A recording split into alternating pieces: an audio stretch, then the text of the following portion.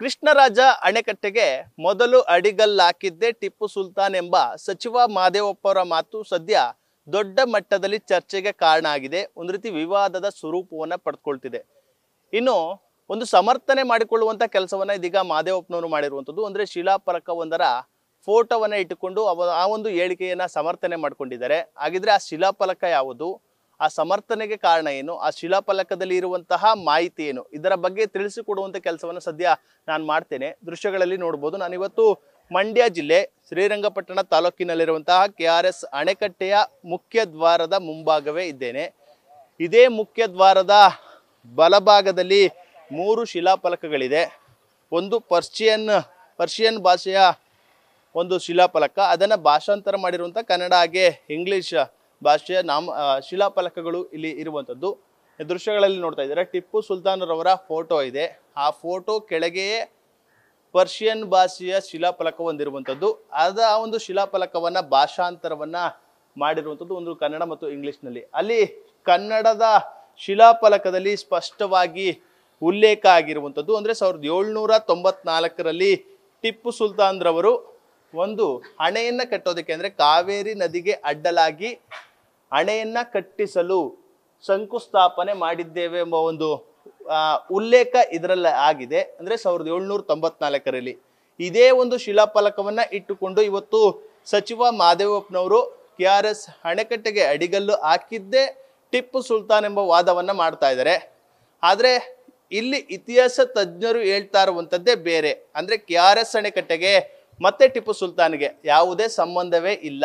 1911ರಲ್ಲಿ KRS ಅಣೆಕಟ್ಟೆಯ ಕಟ್ಟುವುದಕ್ಕೆ ಪ್ರಾರಂಭ ಮಾಡುವಂಥದ್ದು ಅಡಿಗಲ್ಲು ಆಗ್ಲೇ ಹಾಕಿದ್ದು ನಾಲ್ವಡಿ ಕೃಷ್ಣರಾಜ ಒಡೆಯರ್ ಅವರ ಕಾಲದಲ್ಲೇ ಆ ಒಂದು ಡ್ಯಾಮ್ಗೆ ಅಡಿಗಲ್ಲು ಆಗಿದ್ದು ಅಂತ. ಆದ್ರೆ ಜೊತೆಗೆ ಇತಿಹಾಸ ತಜ್ಞರು ಮತ್ತೊಂದು ವಾದವನ್ನ ಮಾಡ್ತಾ ಇರುವಂಥದ್ದು ಅಂದ್ರೆ ಇದರಲ್ಲಿ ಏನು ಉಲ್ಲೇಖ ಆಗಿದೆ, ಇದರ ಉದ್ದೇಶ ಅಂದ್ರೆ ನಾಲ್ವಡಿ ಕೃಷ್ಣರಾಜ ಒಡೆಯರ್ ಅವರ ಒಂದು ಉದಾರತೆಯಿಂದ ಈ ಒಂದು ಶಿಲಾಫಲಕವನ್ನ ಇಲ್ಲಿ ಅಳವಡಿಸಲಾಗಿದೆ. ಯಾಕೆಂದ್ರೆ ಆ ಒಂದು ಚಿಂತನೆಯನ್ನ ಟಿಪ್ಪು ಸುಲ್ತಾನ್ ರವರು ಮಾಡಿದ್ರು.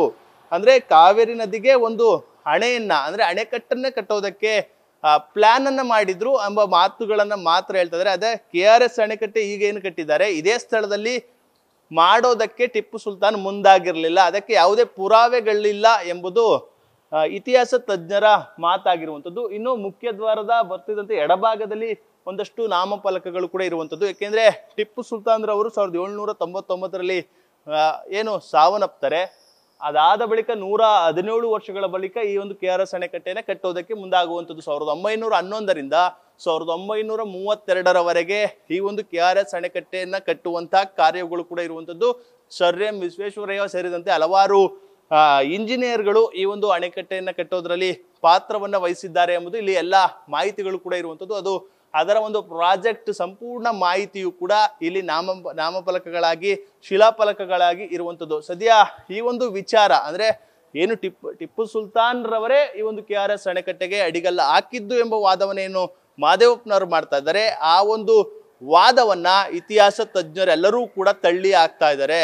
ಈ KRS ಅಣೆಕಟ್ಟೆಗೂ ಟಿಪ್ಪು ಸುಲ್ತಾನ್ಗೂ ಸಂಬಂಧ ಇಲ್ಲ.